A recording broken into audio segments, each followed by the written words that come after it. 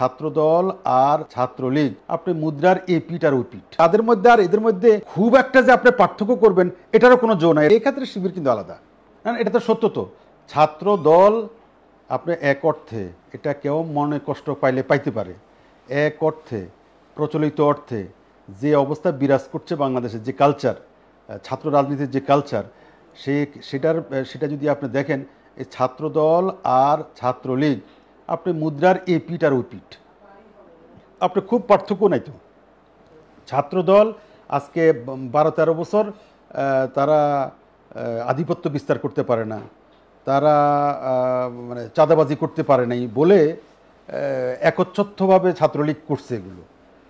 তারা সেই শিক্ষাঙ্গনে সন্ত্রাস সৃষ্টি করছে, শিক্ষাঙ্গনে তাদের দলীয় হেজিমনি স্টাবলিশ করছে, শিক্ষাঙ্গনে তারা এককভাবে প্রভাব বিস্তার করে চলছে। এখন যেহেতু তাদের পতন ঘটছে, এখন সেই জায়গাটা দখল করতে চাচ্ছে কে? ছাত্রদল। এটা অস্বীকার করার উপায় নেই। এবং তাদের মধ্যে আর এদের মধ্যে খুব একটা যে আপনি পার্থক্য করবেন এটারও কোনো জো নাই, এটা কোনো অবস্থা নাই। ঠিক ছাত্রদল দীর্ঘদিন থাকার পরে যে অবস্থা তৈরি করছে, ঠিক একই অবস্থা ছাত্রদলও তৈরি করতে চায় বলে, এবং তারা ওইভাবে চলবে বলে তাদের বিভিন্ন কর্মকাণ্ডে বোঝাই যাচ্ছে। আপনি ওদের শূন্যস্থান পূরণ কে করবে? আমাদের পলিটিক্যাল কাজ, ওদের শূন্যস্থান এরাই পূরণ করবে। এই ক্ষেত্রে শিবির কিন্তু আলাদা। আপনি শিবিরের মধ্যে কোনো দেখবেন না যে তারা দখল বাণিজ্য করতেছে, তারা চাঁদাবাজি করতেছে, শিক্ষাঙ্গনে সন্ত্রাস করতেছে। আপনি শিবির কোনো ছেলেকে পাইবেন না এরকম 100টা সেঞ্চুরি করছে ধর্ষণে, পাইবেন? শিবিরের কোনো ছেলেকে পাইবেন না যেরকম কালচার, এই যে এই বিপ্লবের পরে আপনি পাইছেন না এরকম যে তারা তাদের এরকম এটাকে কি বলার জন্য আপনার গেস্ট রুম কালচার, ছাত্রদেরকে এরকম জোর করে এনে তাদেরকে বাধ্য করে দলীয় কর্মসূচিতে। বরঞ্চ তারা কি করে, তাদের চারিত্রিক সৌন্দর্য দিয়ে তাদেরকে আকৃষ্ট করে। ঠিক আছে, তারা এই যে আমি দেখলাম বিশ্ববিদ্যালয়ের বিভিন্ন হলে হলে তারা মেডিকেল টিম, মেডিকেল ক্যাম্পেইন করতেছে, বিনামূল্যে তারা চিকিৎসা দিচ্ছে। হ্যাঁ দিচ্ছে, দেখলেন না? দিচ্ছে, সেবামূলক কাজ করতেছে, তারা সেবামূলক কাজ করতেছে। সুতরাং আমি মনে করি না এটা মানে ছাত্র দল এবং ছাত্রলীগ, যেহেতু এক ছাত্রলীগ নাই, এখন ছাত্রলীগের স্থানে ছাত্রদল 19-20 হইতে পারে।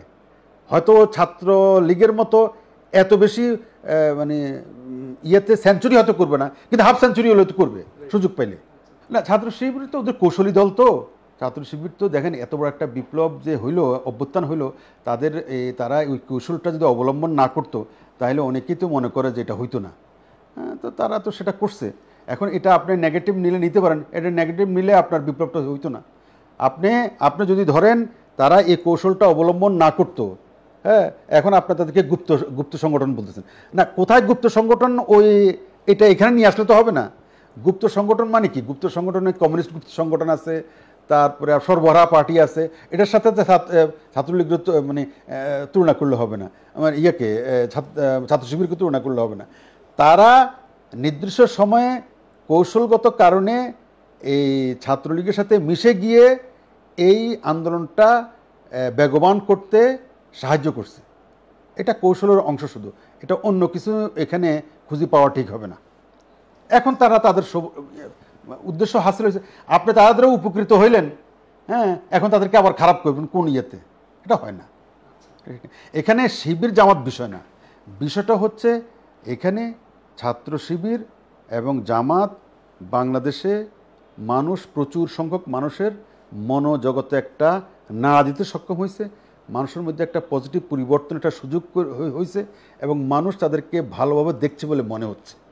এখন তারা কতটুকু ভালো করে এটা আমরা জানি না, কারণ তারা নতুনত্ব দেওয়ার একটা ক্ষমতা তারা রাখে, এটা আপনাকে মানতেই হবে।